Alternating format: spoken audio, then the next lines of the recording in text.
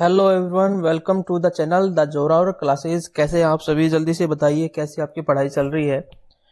क्या आपकी पढ़ाई ठीक से चल रही है? कैसा फील कर रहे हैं आप? कुछ कॉन्फिडेंट फील कर रहे हैं? द वाटर, देखिए क्वेश्चन शुरू करते हैं हम इस डिस्कशन वीडियो में। ईवीएस जहां पर हमने लास्ट वीडियो छोड़ा था और हम रिवर्स कर रहे थे, वो वहीं से हम शुरू करते हैं। द लास्ट क्वेश्चन वाज, यहाँ पे हमने कुछ डिस्कशन में कुछ कंफ्यूजन हुआ था, उसको भी क्लियर करेंगे, इसलिए मैंने इसको दोबारा लिया है। The waterfall made by Narmada river eight marble rocks near Jabalpur in Madhya Pradesh is. देखिए, नर्मदा रिवर ने मार्बल रॉक्स पर जबलपुर के निकट मध्य प्रदेश में कोई वाटरफॉल बनाया है, उसका नाम पूछा है। मध्य प्रदेश में जबलपुर के पास संगमरमर की चट्टानों पर नर्मदा नदी द्वारा बनाया गया झरना कौन सा है? तो सही झरना है, आंसर हमने देखा था धुआंधार फॉल वाला राइट आंसर। ठीक है, उसके बाद हमने कहा था कि इन पे हम थोड़ा सा डिस्कशन करेंगे। ठीक है, वो वीडियो काफी लेंथ का हो गया था, इसलिए हमने उसको रोक दिया था। तो अब डिस्कशन करते हैं। देखिए, पहले जब क्वेश्चन आता था हाईएस्ट फॉल वाटरफॉल जो भारत का है, तो हमारा आंसर होता था जोग फॉल है।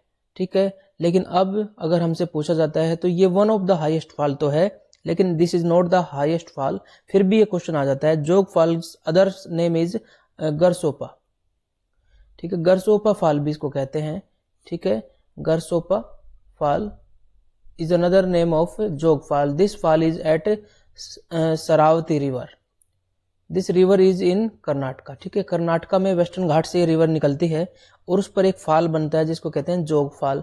ये one of the highest fall अब हो गया है। लेकिन अगर आपसे पूछता है हाईएस्ट फॉल कौन सा है आपका, ठीक है, हाईएस्ट फॉल कौन सा है, तो highest fall is Kunchikal fall.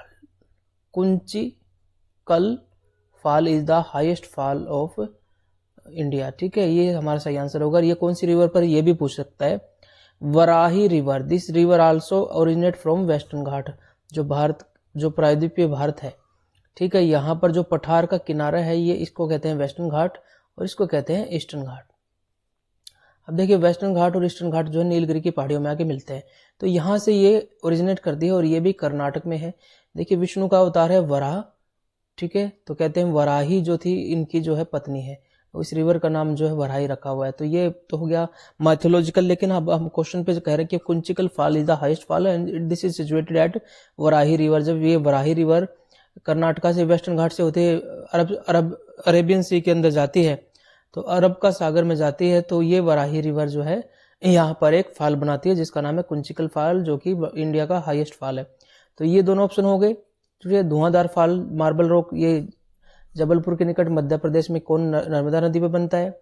उसके बाद एक और क्वेश्चन पूछता है शिव समुद्रम फॉल। शिव समुद्र फॉल जो है कौन सी रिवर के ऊपर है, तो this is situated as Kaveri river. ठीक है, कावेरी रिवर इन कर्नाटका। दोनों ही चीजें पूछता है, at which river and in which state. At Kaveri river और कर्नाटका स्टेट में ये है। ये शिव समुद्रम फॉल से जो है, इसलिए क्वेश्चन बहुत ज्यादा पूछा जाता है क्योंकि this is the first hydro power project of India. Hydro power project of India. ठीक है, जल शक्ति का जो है पावर प्लांट लगाया गया था जो कि भारत के अंदर, ये 1898 में शुरू हुआ था और इसको स्टार्टिंग हो गई थी, कमीशन हो गया था 1902 में। तो सबसे पहला जल विद्युत शक्ति का जो है ये प्रोजेक्ट था, तो ये इसलिए इंपॉर्टेंट हो जाता है। नाव खिली फॉल जो है ये नॉर्थ ईस्ट की तरफ है, तो ये इतना, हालांकि पूछ लेते हैं नॉर्थ ईस्ट में है, लेकिन ये इतना इंपॉर्टेंट नहीं है जितना ये तीनों इंपॉर्टेंट है। अब चलते हैं हम हमारे आज के वीडियो क्वेश्चन की तरफ। और एक जो कंफ्यूजन रहा था, the first president of USA, ठीक है, वो माइंड में आया था इसलिए मैंने वो वापस ले लिया था कि अब्राहम लिंकन इज नॉट। ठीक है, मैंने ये कहा था कि अब्राहम लिंकन नहीं है, ये तो मुझे कंफर्म है और मैं कंफ्यूज था, लेकिन मुझे दिमाग में था कि George Washington is the first president of USA. ठीक है, ये इसको हम कंफर्म कर लेते हैं। और ये फर्स्ट नहीं थे, लेकिन मैंने इनका स्ट्रगल बताया था, द स्ट्रगल स्टोरी।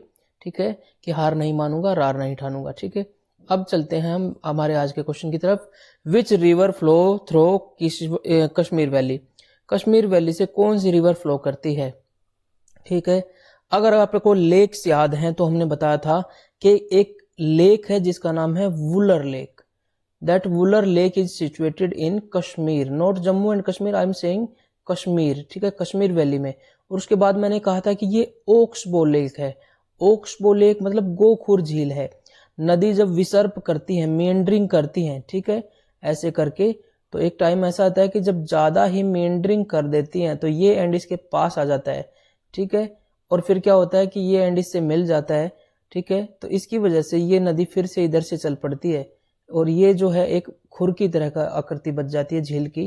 तो जिसे कहते हैं, जैसे गाय का पैर के नीचे जो होता है ना खुर, उसको ओक्सबो कहते हैं। ओक्सबो लेक जो है ये झेलम नदी पर है। झेलम नदी की मैंने बताया था ओक्सबो लेक है। कौन सी है?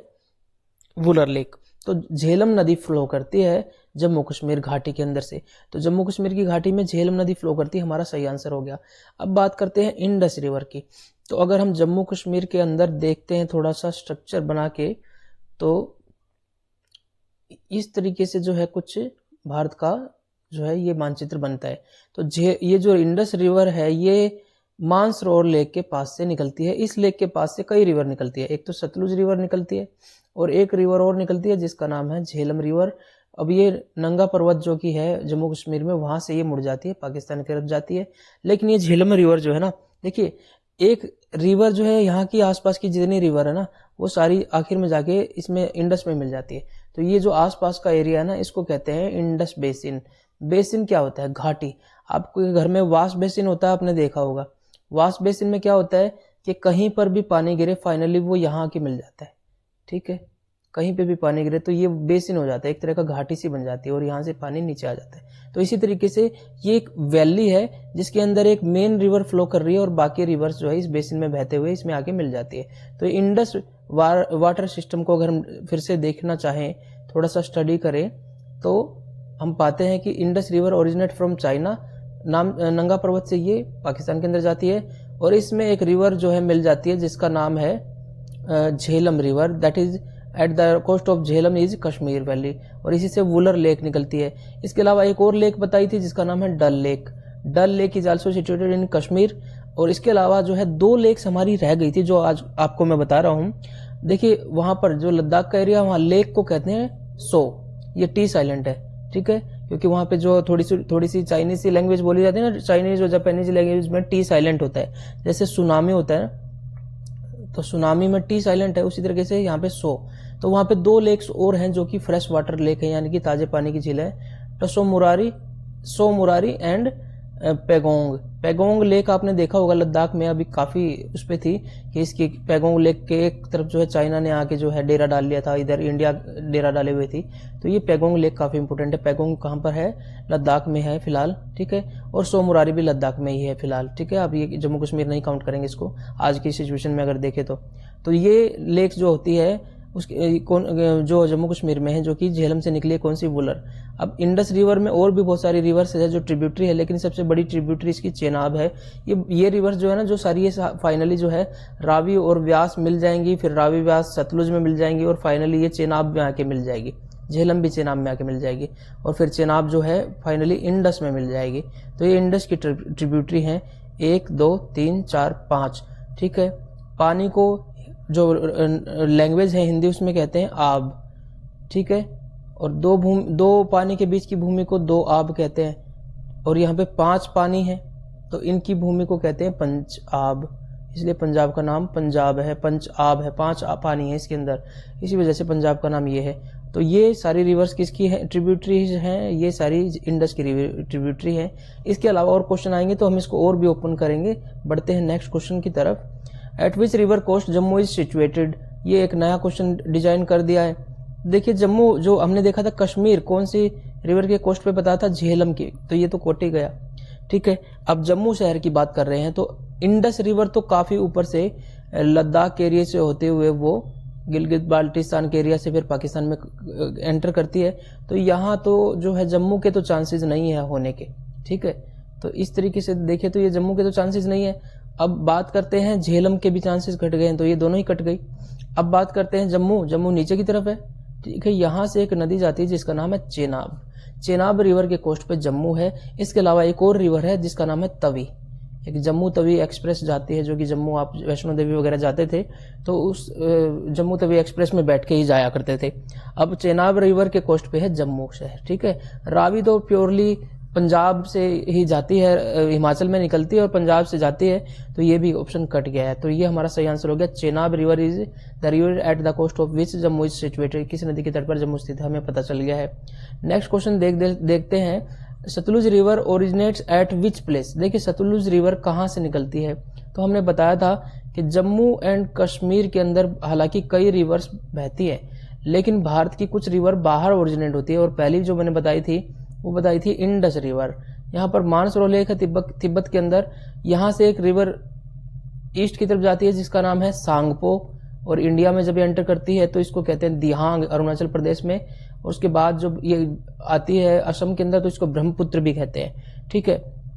और ब्रह्मपुत्र को जब बांग्लादेश में एंटर करती है तो जमुना कहते हैं। तो इतने सारे नाम अलग अलग रीजन के हिसाब से इसको दिए हुए हैं। एक और रिवर जिसका नाम है इंडस रिवर, तो ये सिंधु नदी को कहते हैं। Indus river also originates in China. और एक तीसरी रिवर और है जो मानसरोवर लेक के पास ही एक लेक है जिसका नाम है राक्षस ताल।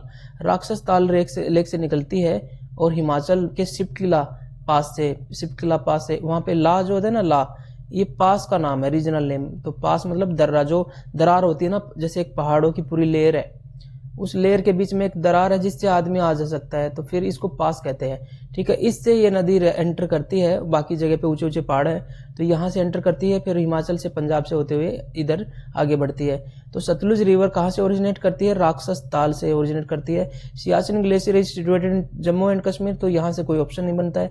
Satopanth glacier is situated in Uttarakhand, और हमने बताया था सतोपंथ ग्लेशियर से एक नदी निकलती है जिसका नाम है अलकनंदा, ठीक है। अलकनंदा नदी के किनारे पर हमने एक जो बताया था बद्रीनाथ जो है इसी नदी के किनारे पर है। पिंडर ग्लेशियर में हमने बताया था कि अलकनंदा में एक नदी आके मिलती है जिसका नाम है धौली गंगा, फिर उसके बाद पिंडर नदी आके मिलती है, ठीक है। और इधर से फिर एक नदी और आके मिलती है मंदाकिनी, तो मंदाकिनी नदी के किनारे पर केदारनाथ बताया था, और पिंडर ग्लेशियर से पिंडर नदी आके मिलती है, ठीक है। तो विष्णु प्रयाग बताया था, फिर कर्ण प्रयाग बताया था, और ये रुद्र प्रयाग बताया था। तो ये सारी चीजें हमने फिर से रिवाइज कर ली है और नई तरीके से रिवाइज कर ली है। नेक्स्ट क्वेश्चन की तरफ जल्दी से बढ़ते हैं। झेलम कहाँ से ओरिजिनेट होती है, Jhelum originates from which place, ठीक है। तो झेलम हमने देखा था कश्मीर वैली इसी की कोस्ट पे सिचुएटेड है, इससे वोलर लेक भी निकलती है, तो वोलर लेक इससे निकली है, ना कि ये वोलर लेक से निकली, तो ये कट गया। डल लेक एक सेपरेट कंसेप्ट है, डल लेक है तो जम्मू कश्मीर के अंदर ही, लेकिन इससे कोई लिंक मैंने अभी पीछे भी नहीं बताया था। अब देखिए एक और ऑप्शन, अगर आपने लेक्स आपको याद है तो लोनार लेक्स जो है वो महाराष्ट्र के अंदर बताया था। This is the only crater lake in India. Crater lake कौन सी होती है, जो कि मीटियोराइट यानी कि उल्का पिंड धरती से आके टकराए और वहां एक गड्ढा बन गया और उस गड्ढे में पानी भर गया, उसको कहते हैं क्रेटर लेक। और ये lunar lake is the only crater lake in Maharashtra and in India, ठीक है। तो ये भी कट गया अगर आपको लेक्स की हुई, तो अब आ गया वेरीनाग लेक। तो right answer is Verinag lake से जो है झेलम निकलती है। एक क्वेश्चन और पूछता है कि विच river is forming long boundaries 170 kilometre long boundary with Pakistan and India. तो पाकिस्तान और इंडिया के बीच में एक रिवर जो है, यहाँ पर देखिए झेलम रिवर जो कश्मीर घाटी से होकर बहती है, तो 170 किलोमीटर लंबी जो है एक बाउंड्री बनाती है भारत और पाकिस्तान के बीच में। तो ये भी इसका आंसर हो गया। नेक्स्ट क्वेश्चन की तरफ जल्दी से बढ़ जाते हैं। Next question is from which place Indira Gandhi canal is extracted. कौन से प्लेस से इंदिरा गांधी कैनाल जो है वो एक्सट्रैक्ट की जाती है, ठीक है। कौन से प्लेस से बताइए, आपको पता है तो देखिए इंदिरा गांधी कैनाल लेक, ठीक है, इंदिरा गांधी नहर किस स्थान से निकाली गई है। ये देखिए भाखड़ा डैम से नहीं निकाली गई, कई बच्चे इसी को आंसर कर देते हैं। हीराकुंड डैम बिल्कुल ही अलग बात होगी, हीराकुंड तो महानदी उड़ीसा में है, तो अगर आपको थोड़ा सा आइडिया है महानदी के बारे में तो आप इसको बिल्कुल काट देंगे, ठीक है। रिहंद डैम जो है सोन नदी की एक सहायक नदी रिहंद नदी है, उस पे है, तो वो तो महाराष्ट्र के अमरकंटक से जाएगी और पटना के पास जो है गंगा में मिल जाएगी। तो यहाँ पे तो कुछ इंदिरा गांधी कैनाल कहाँ पर है, देखिए इंदिरा गांधी कैनाल मैं आपको बता देता हूँ। ये देखिए ये राजस्थान का पार्ट है, ये गुजरात है, और ये इतना ही पोर्शन काफी है समझने के लिए, ठीक है। अब मैं बात कर रहा हूँ यहाँ पर ये रिहंद नदी है, ठीक है। इधर उड़ीसा में कौन सी नदी है, महानदी है, तो ये दोनों ऑप्शन कट गए हमारे। अब भाखड़ा डैम की बात करते हैं और हरिके बैराज की। देखिए ये व्यास और सतलुज नदी दो आके मिलती है, भाखड़ा डैम केवल सतलुज नदी पर है, ये ध्यान रखना है। और एक हरिके बैराज है जो कि व्यास और सतलुज दोनों पे है, ये पंजाब के अंदर है, ठीक है। और ये जो भाखड़ा डैम है ये हिमाचल और पंजाब के बॉर्डर पे है, ठीक है। तो यहाँ पर ये हिमाचल हो गया और फिर पंजाब आ गया, तो इसका मतलब यहाँ हरिके बैराज है जहाँ पे सतलुज और व्यास आके मिलती है, और यहाँ से एक कैनाल निकाली गई है जो कि वेस्टर्न कोस्ट ऑफ महाराष्ट्र से होती हुई, वेस्टर्न बाउंड्रीज ऑफ महाराष्ट्र से होती हुई यहाँ पर जो है पानी सप्लाई करती हुई ये एरिया काफी हरा भरा हो गया है। क्योंकि जब हम करेंगे सोइल तो आपको पढ़ाएंगे कि जो ये सोइल है ना यहाँ पे, अगर इसमें इरिगेशन की जाए तो ये बहुत ज्यादा उपजाऊ है, पानी की कमी की वजह से इसकी बंजर पड़ी है, अदरवाइज बहुत उपजाऊ है। तो ये एरिया काफी हरा भरा हो गया वेस्टर्न कोस्ट इसका। तो Indira Gandhi canal is extracted from the Harike barrage at the confluence of Beas and Sutlej. Harike barrage से, व्यास और सतलुज के संगम से निकाली गई है, ना कि भाखड़ा डैम से निकाली गई है, ठीक है। भाखड़ा डैम अलग है, वो सतलुज के ऊपर है। चलिए, the lake made by dam, देखिए एक और क्वेश्चन यहाँ पे डिजाइन किया गया है कि जो डैम बनाया गया है सतलुज रिवर के ऊपर। सतलुज रिवर हमने देखा है कि चाइना से निकलती है, राक्षस ताल से निकलती है, बिल्कुल फिर से रिवाइज करवा देते हैं। और शिपकिला दर्रे से जो है ये इंडिया के अंदर एंटर करती है, हिमाचल प्रदेश के अंदर। अब जब ये हिमाचल प्रदेश से पंजाब के अंदर एंटर करने की कोशिश करती है तो यहाँ पर एक बांध बनाया गया है जिसका नाम है भाखड़ा डैम, ठीक है। ये भाखड़ा डैम क्या होता है, देखिए दो रिवर्स आ रही है, नहीं सॉरी एक रिवर आ रही है, और उस रिवर के सामने एक दीवार खड़ी कर दी जाती है, तो उस दीवार में पानी इकट्ठा हो जाता है। तो ये पानी सारा बह के कहाँ जाना है, समुद्र में, लेकिन इसको इकट्ठा करके रोक लेते हैं। तो जब पानी का फ्लो कम होता है तो इससे दूसरे सोर्सेज से नहरें निकाली जाती हैं, कहीं और भेजी जा सकती है। इसके अलावा जब पानी कम हो जाता है गर्मी के मौसम में तो इस पानी को यूज किया जा सकता है। तो ये रोकने की वजह से, बांध बनाने की वजह से यहाँ पे एक लेक बन गई है। इस लेक का क्या नाम है, देखिए ऐसे सिंपल सा देखते हैं। सरदार सरोवर लेक हो सकती है क्या पंजाब के अंदर?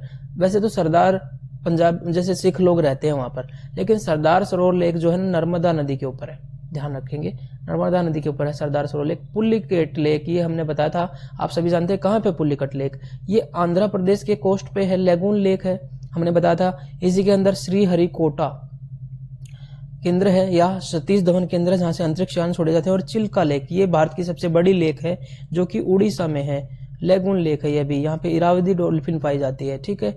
ये सारी चीजें हमने बताई थी आपको। तो ये तो कट ही गए, डायरेक्ट ही कट गए, क्योंकि पंजाब की बात हो रही है। सरदार सरोवर पे थोड़ा डाउट हो सकता है, ध्यान रखिए कि नर्मदा नदी पे सरदार सरोवर डैम बनाया जा रहा था। अभी रिसेंट में काफी कंट्रोवर्सी हो रही थी, लोग विरोध कर रहे थे क्योंकि काफी लोगों को शिफ्ट होना पड़ा था। अब देखिए नर्मदा नदी सरदार वल्लभ भाई पटेल से लिंक्ड है, ये ध्यान रखना।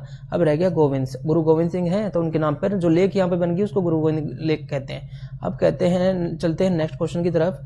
विच रिवर इज कॉल्ड एज मोन ऑफ उड़ीसा, कौन सी रिवर ऐसी है जिसको उड़ीसा का शोक कहा जाता है? देखिए उड़ीसा से कौन सी नदी जाती है? वैसे तो स्वर्ण रेखा नदी भी जाती है, हुगली नदी नहीं जाती है। हुगली नदी वेस्ट बंगाल से जाती है, और हमने देखा था कि ये गंगा से एक ब्रांच निकल के जाती है, और इसकी वजह से कोलकाता पोर्ट जो है वो हैबिटेबल हो जाता है। तो कोलकाता पोर्ट हैबिटेबल हो गया है यहाँ, तो ये तो सीधा बे ऑफ बंगाल के अंदर गिर गई है, तो उड़ीसा का कोई रोल ही नहीं रहा। अब दामोदर को हमने बताया था क्या, दामोदर रिवर इज मोर्न, शोक, इसको बंगाल का शोक कहा था, ठीक है। तो ये आंसर भी नहीं हो सकता है अगर आपने उसको याद रखा है तो। सुवर्ण रेखा इतनी बड़ी नदी नहीं है। Mahanadi is considered as the Orissa का शोक या मौन ऑफ उड़ीसा, ये हमारा आंसर हो गया, ठीक है। अब हम बात करते हैं कि अमरकंटक प्लेचो, अमरकंटक प्लेचो से जो है एक रिवर निकलती है, ये मध्य प्रदेश के अंदर है, जो कि सोन नदी है, जो कि गंगा में जाके मिलती है। और दूसरी रिवर एक और निकलती है जो कि वेस्ट फ्लोइंग रिवर है, जिसको कहते हैं नर्मदा नदी, ठीक है। इसको थोड़ा सा याद रखना, आगे आपको काम आएगा। अब आगे चलते हैं नेक्स्ट क्वेश्चन की तरफ। हमारा आंसर आ गया इसमें, Mahanadi is considered as the moan of Orissa. Which river is called as the biggest biodesert because of high level of sewerage pollution in India. कौन सी रिवर है जिसको कहा जाता है बिगेस्ट बायोडेजर्ट कहा जाता है? क्योंकि इसमें बहुत ज्यादा सीवर पोल्यूशन हो गया है, मतलब जो हमारे घरों से जो गंदा पानी जाता है सीवर के थ्रू। तो देखिए ये देखिए यूपी, बिहार, ठीक है, और बांग्लादेश, ये जो पार्ट है ना, यहाँ पे बहुत ज्यादा पॉपुलेशन है, ठीक है। और यहाँ से जो रिवर जाती हैं उनमें सीवर भी ज्यादा ही होगा क्योंकि पॉपुलेशन बहुत ज्यादा है, क्योंकि यहाँ पर जो उपजाऊ भूमि है तो पब्लिक और प्लेन एरिया तो लोग ज्यादा ही रहेंगे। बिहार सबसे डेंस पॉपुलेशन वाला एरिया है। इसके अलावा सबसे 2011 से पहले सबसे ज्यादा डेंसिटी पश्चिमी बंगाल की होती थी। तो पश्चिमी बंगाल से एक रिवर जाती है जिसका नाम है Damodar river. This river is considered as soak of mourn of West Bengal also, ठीक है। This river is called is the biggest bio desert, क्योंकि इसके अंदर बहुत ज़्यादा सीवरेज पोल्यूशन हो रखा है। इसके अलावा महानदी जो है वो उड़ीसा का शौक है। हुगली कलकत्ता पोर्ट को हैबिटेबल बनाती है, जहाँ से आया जा सकता है बे ऑफ बंगाल में, ठीक है। पोर्ट अगर अदरवाइज वो यूज में नहीं आता, गंगा रिवर का कोई ऑप्शन नहीं है, ये आंसर नहीं है, तो हमारा सही आंसर हमें मिल गया है। Next question, which river originates from Trimbakam place of Nashik in Maharashtra, ठीक है। अब हम पेनिनसुलर रिवर्स के बारे में बात कर रहे हैं। प्रायद्वीपीय भारत की जो नदियां है ना, उनको पेनिनसुला क्या होता है, वो लैंड एरिया जो 3 तरफ से पानी से घिरा होता है, ठीक है। अब इंडिया का ये पार्ट देखिए, जो लैंड है ये 3 तरफ से, यानी कि ईस्ट की तरफ से, वेस्ट की तरफ से और साउथ की तरफ से पानी से घिरा हुआ है, और यहाँ पर ये नॉर्थ की तरफ लैंड है, तो ये पेनिनसुला हो गया या प्रायद्वीप हो गया। इस प्रायद्वीप भारत की जो नदियां है ना, सबसे पहले देखेंगे, एक तो वो सीजनल होती है, जब बारिश का मौसम होता है तभी उसमें ज्यादा पानी बहता है, अदरवाइज वो लगभग सूख जाती है। कई तो नदियां ऐसी जो नाले जैसी हो जाती है, लेकिन जो हिमालयन रिवर्स है वो सीजनल नहीं है, वो पेरिनियल है। थोड़ा डिफरेंस ये कभी एनालिसिस में पूछ लेता है।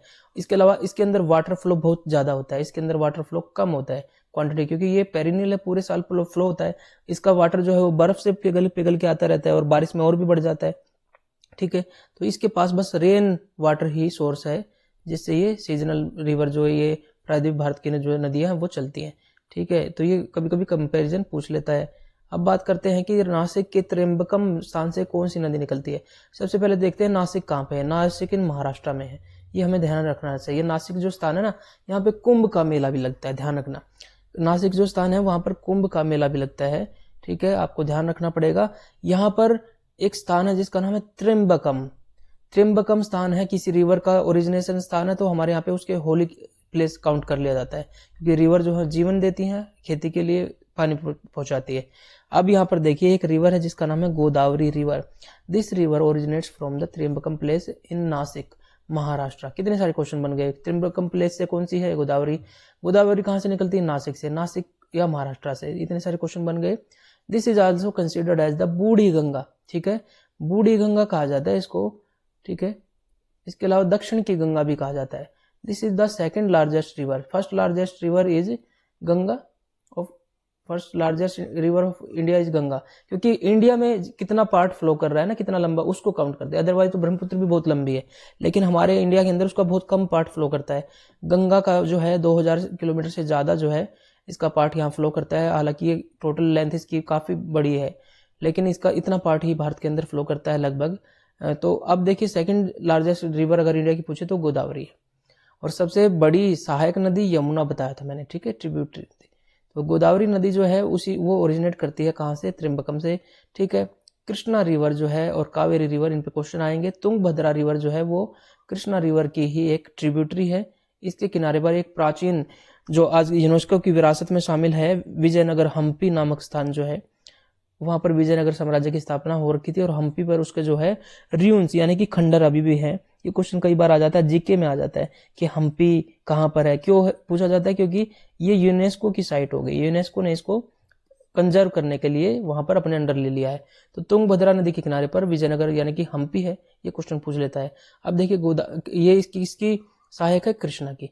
गोदावरी नदी जो है ना, इसकी भी कुछ सहायक नदियां हैं। गोदावरी आपको लगता होगा कि बूढ़ी गंगा है, तो कुछ कुछ नाम भी पुराने से हैं, जैसे पर्णहिता रिवर भी इसी की सहायक है। इसके अलावा पेन गंगा, वेन गंगा, ठीक है, ये सारी रिवर जो है इसकी सहायक नदियां हैं, ठीक है। अब देखते हैं नेक्स्ट क्वेश्चन जल्दी से, हमारा ये आंसर हो गया। Last question is famous Vijayanagara empire was situated at the coast of which river. प्रसिद्ध विजयनगर साम्राज्य किस नदी के तट पर स्थित था। तो प्रसिद्ध विजयनगर साम्राज्य तुंगभद्रा नदी के तट पर स्थित था, और कृष्णा की ये ट्रिब्यूटरी है। कृष्णा रिवर कहाँ से निकलती है हम नेक्स्ट पार्ट में देखेंगे, क्योंकि बहुत सारे फैक्ट हो गए हैं और आप इसको जो है फिर से रिवाइज कर लीजिए। कृष्णा रिवर जो निकलती है ना, ये महाराष्ट्र के महाबलेश्वर से निकलती है। ये भी एक टूरिस्ट स्पॉट है, ध्यान रखना। मैं थोड़ा सा यहाँ पे आपको बता रहा हूँ, फिर वहां पे रिपीट होगा। महाबलेश्वर से निकलती है, और कृष्णा की जो ट्रिब्यूटरी है तुंगभद्रा है, ठीक है, तुंगभद्रा है, और बाकी रिवर्स भी है जो आपको बताएंगे। गोदावरी की ट्रिब्यूटरीज हमने कर ली है। कावेरी नदी जो है वो लास्ट में जो है ब्रह्मगिरी पर्वत कर्नाटका से निकलेगी, ब्रह्मगिरी नामक स्थान से, ठीक है। ये ओरिजिन के सारे के एक रिवीजन भी आपको क्वेश्चन करवाएंगे।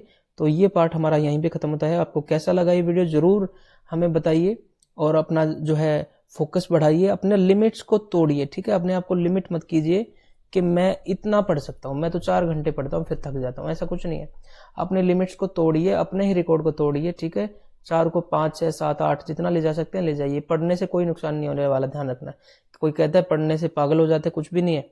पढ़ने से आप रिफाइन हो जाएंगे। ध्यान रखना है कि आप जब पूरा सिलेबस से निकलेंगे और फाइनली जब उसको रिवीजन करना लगेंगे तो आप आपके अंदर जो है वो आ जाएगी, कहते हैं ना, आर्ट आ जाएगी एक एग्जाम को क्रैक करने की। वो आर्ट हमारी आनी जरूरी है, क्योंकि पेपर भी पूरे सिलेबस से बहुत तरीके से डिजाइन किया जाता है। तो वो आर्ट अपनी मेहनत से आप रिवीजन से जो है वो जरूर कीजिए।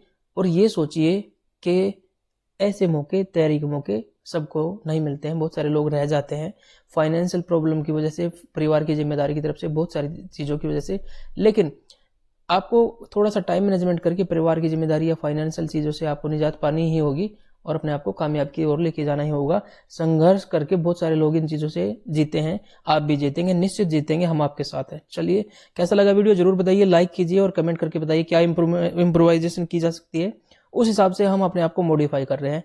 हम मिलते हैं नए वीडियो के साथ, तब तक जय हिंद, जय भारत, खुश रहिए, खूब मेहनत कीजिए।